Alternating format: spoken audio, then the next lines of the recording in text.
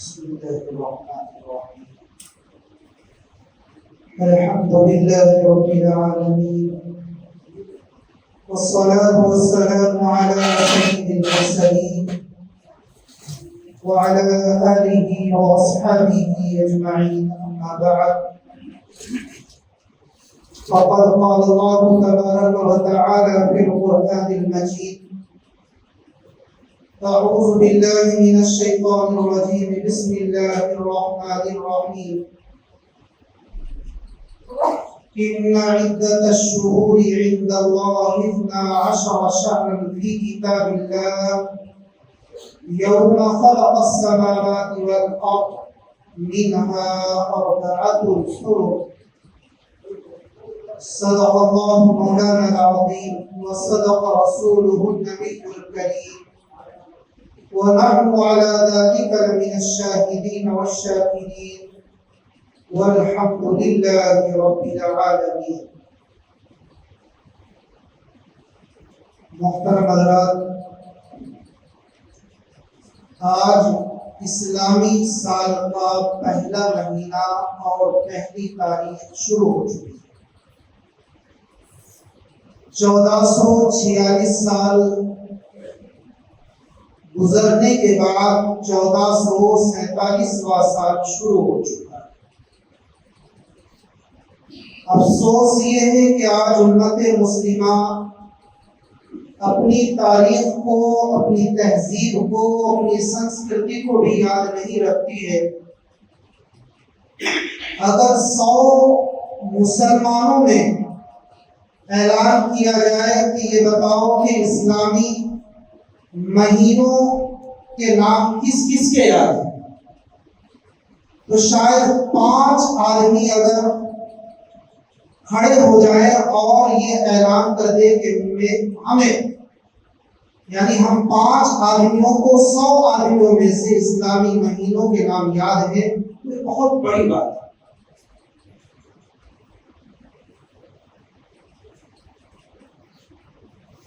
اس افسوسناک رویے کے اوپر جتنا بھی ماتم کیا جائے اتنا کم ہے۔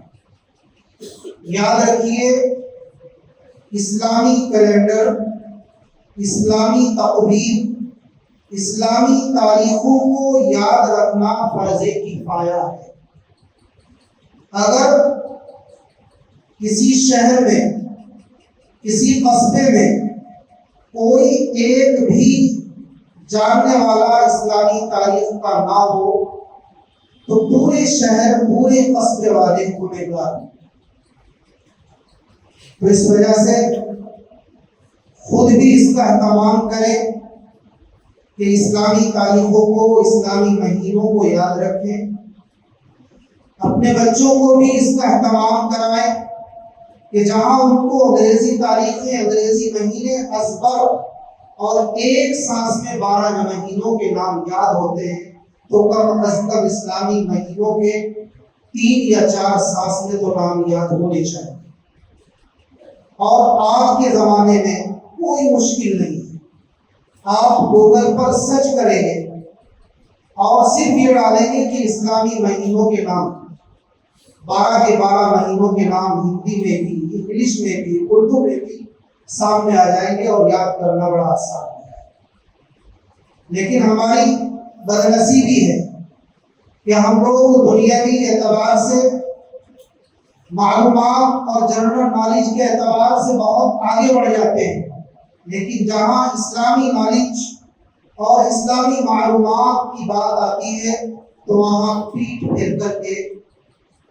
ہم بیٹھ جاتے ہیں کہ ہمیں کچھ معلوم نہیں۔ بہرحال اسلامی کیلنڈر کا آغاز 1447 پہلی تاریخ ہے، آج پہلا مہینہ ہے۔ یہ اسلامی کیلنڈر اور اسلامی تقویم اور اسلامی تاریخ، اس کی ابتدا کب ہوئی، کیسے ہوئی، کیوں ہوئی، اور اسلامی تاریخ سے کیا باقیہ منسوب، مربوط اور جڑا ہوا ہے، ہم اہل اسلام کو یہ باتیں یاد ہونی چاہیے، ہمارے ذہن میں ہونی چاہیے، اور اس نے اسلامی کیلنڈر، اسلامی تاریخ کا آغاز کیا۔ یہ یاد رکھیے کہ حضرت صلی اللہ علیہ وسلم کے زمانے میں اور حضرت صلی اللہ علیہ وسلم کے بعد بھی حضرت ابو بکر خلیفہ اول کے زمانے میں رضی اللہ عنہ اسلامی تاریخ کا آغاز نہیں تھا، وہی پرانی تاریخیں چلی آ رہی تھی۔ کوئی عام الفیل یعنی وہ ہاتھی والا واقعہ اس سے تاریخ جوڑ رکھی تھی، اور کچھ لوگوں نے اپنی کھیتیوں اور اپنی کاشت اور اپنی فصل کے اعتبار سے تاریخ متعین کر رکھی تھی، اور کچھ علاقوں میں بادشاہوں کے تخت نشین ہونے سے تاریخ کا آغاز اور اس کا سلسلہ اس سے جوڑ رکھا تھا، اور یہ جو انگریزی اور عیسوی تاریخ ہے اس کا بھی چلن تھا۔ چنانچہ خلیفہ دوم حضرت عمر بن خطاب رضی اللہ عنہ کے زمانے میں جب 15-17 سال کا عرصہ ہجرت کو گزر چکا تھا، حضرت صلی اللہ علیہ وسلم کو دنیا سے پردہ فرمائے ہوئے کئی سال کا عرصہ گزر چکا تھا، تو حضرت عمر رضی اللہ عنہ خلیفہ تھے، ان کے سامنے ایک رقعہ، ایک خط، ایک پرچہ آیا جس کے اندر مہینے کا نام تو لکھا ہوا تھا لیکن سن کوئی نہیں تھا۔ تو حضرت عمر رضی اللہ عنہ اس پرچے کو دیکھ کر کے حیرت میں پڑ گئے، سوچنے لگے کہ اس پرچے کے اوپر کوئی سن نہیں ہے، اور کیا ہی اچھا ہو کہ اگر ہم اہل اسلام اپنا اسلامی کیلنڈر، اسلامی تاریخ اور اسلامی تقویم کا اجرا کر لیں، اس کی ابتدا اور آغاز کریں۔ چنانچہ حضرت عمر بن خطاب رضی اللہ عنہ نے اصحاب الرائے کو بلایا اور ایک مشورہ کیا کہ میں چاہتا ہوں کہ ہم اسلامی تاریخ کا کیلنڈر، اس کی آغاز اور اسلامی تاریخ کی ابتدا کریں، لیکن معاملہ یہاں پر اٹکتا ہے کہ اسلامی تاریخ سے کس واقعے کو جوڑے، کس واقعے کو مربوط کرے، کس واقعے کو اسلامی تاریخ سے منسوب کرے۔ چنانچہ کچھ حضرات نے رائے دی کہ حضرت صلی اللہ علیہ وسلم کا دنیا میں آنا، آپ کی پیدائش، یہ بہت بڑا واقعہ ہے، بہت بڑا انقلاب ہے۔ آپ صلی اللہ علیہ وسلم دنیا میں ایسے وقت میں تشریف لائے جب روحانی طور پر حقیقت میں دنیا کے اندر ظلمت تھی، اندھیرا تھا، تاریکی ہی تاریکی پھیلی ہوئی تھی، اور آپ صلی اللہ علیہ وسلم کی پیدائش اور آپ کے دنیا میں آنے سے نور نبوت کا جو آفتاب طلوع ہوا، اس آفتاب کے اور سورج کے طلوع ہونے سے دنیا کی وہ تاریکی، وہ ظلمتیں، وہ اندھیریاں ختم ہو گئی۔ تو اس وجہ سے نبی کریم صلی اللہ علیہ وسلم کی پیدائش سے بڑا واقعہ اس دنیا میں کوئی نہیں ہو سکتا۔ اس وجہ سے آپ جو اسلامی تاریخ کا آغاز، اس کی ابتدا کرنے جا رہے ہیں، اس کی شروعات نبی کریم صلی اللہ علیہ وسلم کی تاریخ پیدائش سے اور یوم ولادت سے کریں۔ حضرت عمر رضی اللہ عنہ نے ان کی بات سنی، لیکن اس بات کے اوپر اتفاق نہیں کیا، اور یہ جواب دیا کہ پہلے سے ہی عیسائی حضرات حضرت عیسیٰ علیہ السلام کی ولادت اور پیدائش سے اپنے کیلنڈر اور اپنی تاریخ کا اجرا کر چکے ہیں، اس کی ابتدا کر چکے ہیں۔ اگر ہم بھی حضور صلی اللہ علیہ وسلم کی تاریخ پیدائش کی طرف اس اسلامی تاریخ کو منسوب مربوط کرتے اور اس کو جوڑ دیں تو ان سے مشابہت لازم آئے گی، لہذا ہم اس کے اوپر اتفاق نہیں کرتے۔ کسی اور صاحب نے یہ رائے دی کہ حضرت صلی اللہ علیہ وسلم کی عمر مبارک جس وقت 40 سال کی ہوئی اور آپ صلی اللہ علیہ وسلم کے سر پر نبوت کا تاج رکھا گیا اور آپ کو منصب نبوت سے سرفراز فرمایا گیا۔ ویسے تو حدیث پاک کے اندر یوں آتا ہے، حضرت ابو ہریرہ کی روایت ہے، ترمذی شریف کے اندر، مشکوٰۃ شریف کے اندر روایت ہے کہ نبی کریم صلی اللہ علیہ وسلم سے پوچھا گیا کہ متا وجبت لک النبوۃ، کہ یا رسول اللہ آپ کو نبوت سے کب سرفراز فرمایا گیا اور آپ کے لیے نبوت کو کب روا رکھا گیا؟ تو حضور صلی اللہ علیہ وسلم نے ارشاد فرمایا کہ وہ آدم بین الروح والجسد، کہ ابھی حضرت آدم علیہ السلام کا پتلا ہی بنا تھا اور حضرت آدم علیہ السلام کے اندر، اس پتلے کے اندر ابھی روح نہیں ڈالی گئی تھی اور اللہ تبارک و تعالیٰ کی طرف سے میری نبوت کا فیصلہ ہو چکا ہے۔ ویسے تو حقیقت یہ ہے کہ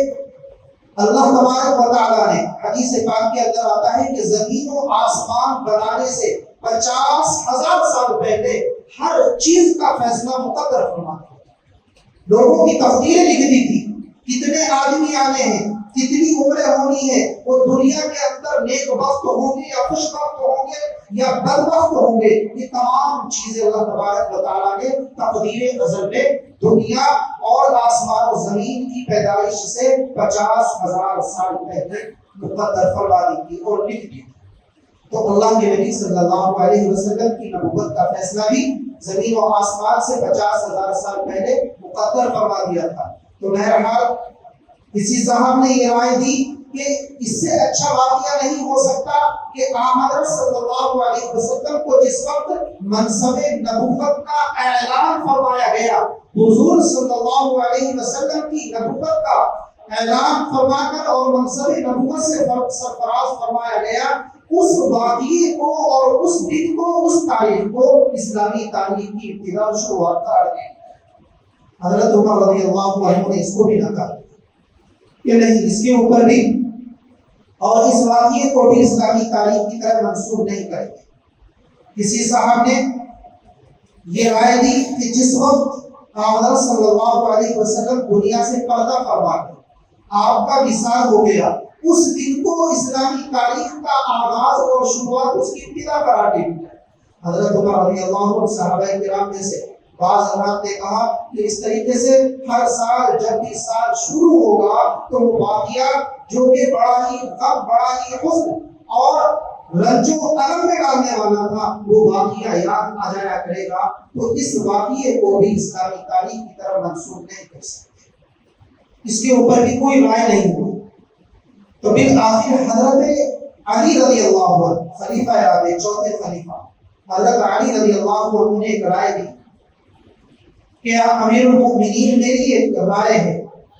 کہ حضرت صلی اللہ علیہ وسلم جس وقت مکہ المکرمہ چھوڑ کر مدینہ طیبہ ہجرت فرما کر گئے اور اس ہجرت فرمانے کو اسلام کے اندر اور اسلامی تاریخ کے اندر بڑی اہمیت حاصل ہے، اس اسلامی تاریخ کو اور اسلامی کیلنڈر کو اور اسلامی تاریخ کے آغاز کو اسی واقعے کی طرف منسوخ فرما دیا۔ چنانچہ حضرت عمر رضی اللہ عنہ نے حضرت علی رضی اللہ عنہ کی یہ رائے پسند فرمائی اور ارشاد فرمایا کہ ہمیں آپ کی رائے یہ پسند ہے اور ہم اسلامی تاریخ کا جو آغاز کرتے ہیں وہ ہجرت کے واقعے سے ہی اس کی ابتدا اور شروعات کرتے ہیں اور اسلامی تاریخ ہجری کا جو آغاز ہے اس کو اسی سال اسی مہینے سے شروع کرتے ہیں، لیکن ہجرت جو اللہ کے نبی صلی اللہ علیہ وسلم نے فرمائی تھی وہ ربیع الاول کے مہینے میں تھی اور اسلامی تاریخ کا جو سال شروع ہوتا ہے وہ محرم کے مہینے سے ہوتا ہے۔ تو علماء کرام نے، محدثین کرام نے اس کا جواب یہ لکھا ہے کہ چونکہ ربیع الاول کے مہینے میں حضور نے مکہ مکرمہ چھوڑ کر مدینہ طیبہ ہجرت فرمائی، مگر اس ہجرت کا ارادہ اور اس ہجرت کی نیت حضور صلی اللہ علیہ وسلم نے محرم کے مہینے میں ہی کر لی تھی، اس وجہ سے محرم کے مہینے سے اسلامی تاریخ کا آغاز کیا جائے۔ اور ایک وجہ اور بھی ہے اور قرآن کریم بھی اس کی تائید کرتا ہے کہ اللہ تبارک و تعالیٰ نے یہ دن اور رات کی گردش، لیل و نہار کے آنے جانے کی جو گردش ہے، ان کو اللہ تبارک و تعالیٰ نے دنوں کے اندر تقسیم کیا، ہفتوں کے اندر تقسیم کیا، مہینوں کے اندر تقسیم کیا، اور زمین و آسمان کی پیدائش سے پہلے ان عدت الشہور عند اللہ 12 شہرا، اللہ رب العزت کے نزدیک مہینوں کی تعداد 12 تھی۔ ابھی زمین و آسمان نہیں بنائے تھے، لیکن اللہ تبارک و تعالیٰ نے مہینے پہلے کو تعین فرما دیا۔ یوم خلق السماوات والارض منہا اربعۃ حرم، اور ان 12 مہینوں میں اللہ تبارک و تعالیٰ نے 4 مہینوں کو باعظمت قابل احترام بنایا۔ وہ قابل احترام قابل تقدس مہینے ذی قعدہ، ذی الحجہ اور محرم، یہ لگاتار 3 مہینے اور 1 مہینہ رجب کا تھا۔ ان 4 مہینوں کو قابل عظمت اور قابل احترام قرار دیا۔ منہا اربعۃ حرم، تو بتانا یہ ہے کہ قرآن کریم بھی یہ کہہ رہا ہے، اس کی شہادت دے رہا ہے کہ اللہ تبارک و تعالیٰ کے یہاں مہینوں کی یہ تعداد پہلے سے ہی 12 تھی، اور ان مہینوں کی تعداد میں پہلا جو مہینہ تھا وہ محرم کا تھا۔ تو اس وجہ سے حضرت عمر رضی اللہ عنہ نے اسلامی تاریخ کی ابتدا بھی ہجرت کے مہینے یعنی ربیع الاول سے نہ فرما کر محرم الحرام سے اس کا آغاز اس کا شروع کیا۔ تو بہرحال اسلامی تاریخ جو کہ ہجری کیلنڈر کہلاتا ہے، ہجرت کی طرف منسوب ہے۔ بڑے افسوس کی بات یہ ہے کہ ہجرت کے متعلق بہت سے اہل اسلام بھی ناواقف ہیں کہ ہجرت کیا چیز ہے۔ ہجرت کہتے ہیں ایک شہر کو یا ایک مکان کو، ایک وطن کو چھوڑ کر دوسری جگہ منتقل ہو جانا۔ ایسے وقت میں کہ جب جس مکان کو یا جس وطن کو چھوڑا جا رہا ہو وہاں پر اسلامی شعائر کے اوپر، اسلامی فرائض اور اسلامی عبادات کے اوپر عمل کرنا ناممکن ہو رہا ہو، تو ایسے حالت میں فرض ہو جاتا ہے، واجب ہو جاتا ہے اہل اسلام پر کہ اس مکان کو، اس وطن کو چھوڑ دیا جائے اور ایسی جگہ ہجرت کر لی جائے، ایسی جگہ منتقل ہو جائے کہ جہاں پر اسلامی شعائر پر عمل کرنا آسان ہو۔ جس وقت اللہ کے نبی صلی اللہ علیہ وسلم نے نبوت کا اعلان فرمایا اور اللہ تبارک و تعالیٰ کی طرف سے حکم ہوا وَأَنذِرْ عَشِيرَتَكَ الْأَقْرَبِينَ کہ اے نبی اپنے عزیزوں، قریبوں، رشتہ داروں اور خاندانوں کو اللہ تبارک و تعالیٰ کے عذاب سے ڈرائیے اور ان کو دعوت و تبلیغ کیجیے۔ 3 سال تک یہ سلسلہ چلتا رہا اور اس کے بعد ساتھ ہی مکہ والوں کے اندر دعوت و تبلیغ کا کام شروع کیا۔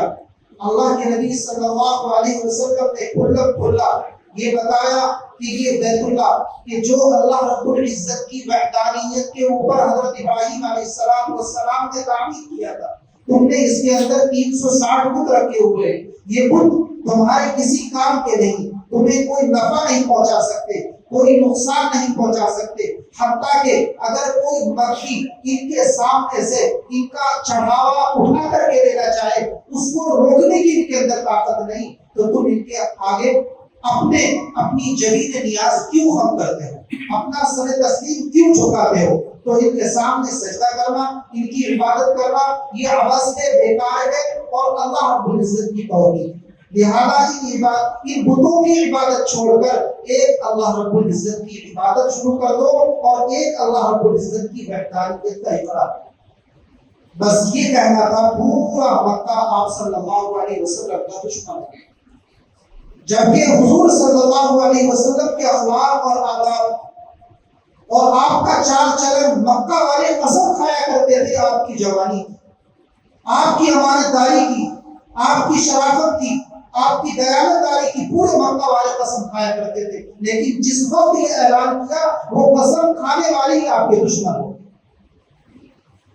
کہ آپ یہ کیا کہہ رہے ہیں کہ ہم ان بتوں کو چھوڑ کر ایک اللہ کو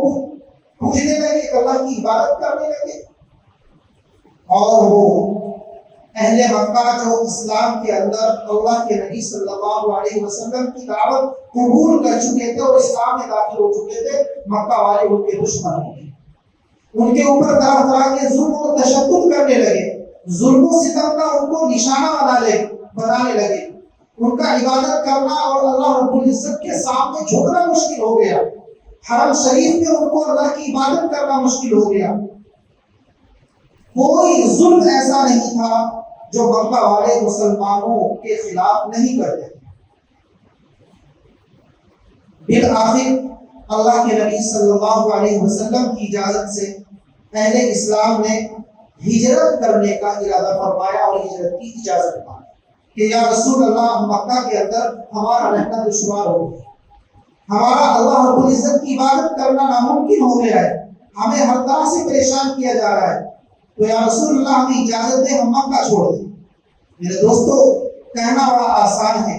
جس وطن کے اندر، جس شہر کے اندر، جس ملک کے اندر انسان پیدا ہوا ہو، اس کے کاروبار ہو، اس کے مکان ہو، اس کے رشتے دار ہو اور تمام اعزاء اقربا وہاں پر موجود ہو، خاندان والے ہو، ذرا سوچ کر دیکھو کہ وہاں سے چھوڑ کر کے دوسری جگہ منتقل ہونا کتنا مشکل تھا۔ چنانچہ صحابہ کرام نے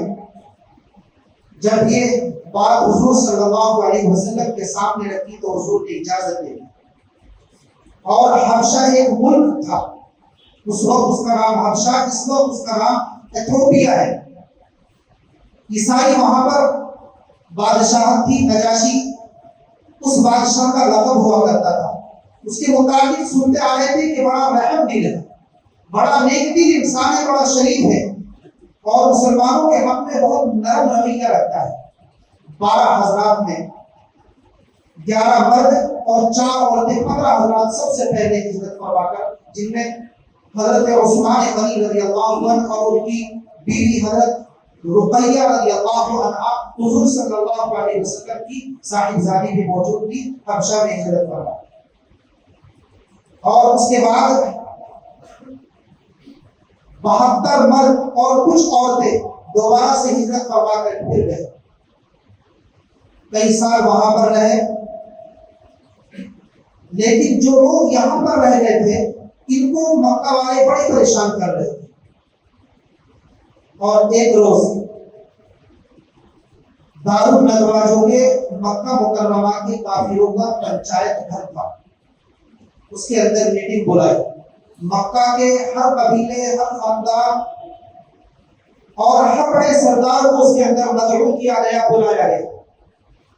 اور کہا گیا کہ دھیرے دھیرے مکہ کے جو مسلمان ہو رہے ہیں وہ لوگ مکہ کو چھوڑتے جا رہے ہیں، یہ لوگ باہر جا کر اپنی جمعیت بنا لیں گے، اپنی میجورٹی بنا لیں گے، اور کہیں ایسا نہ ہو کہ یہ لوگ ہمارے اوپر حملہ کر دیں، اور ہمیں ایسا لگ رہا ہے کہ محمد اور ان کے جو قریبی ساتھی ہیں وہ بھی مکہ چھوڑ کر کے جانے والے ہیں، اس سے پہلے کہ محمد مکہ کو چھوڑ کر کے جائے صلی اللہ علیہ وسلم، ہمیں ان کا کوئی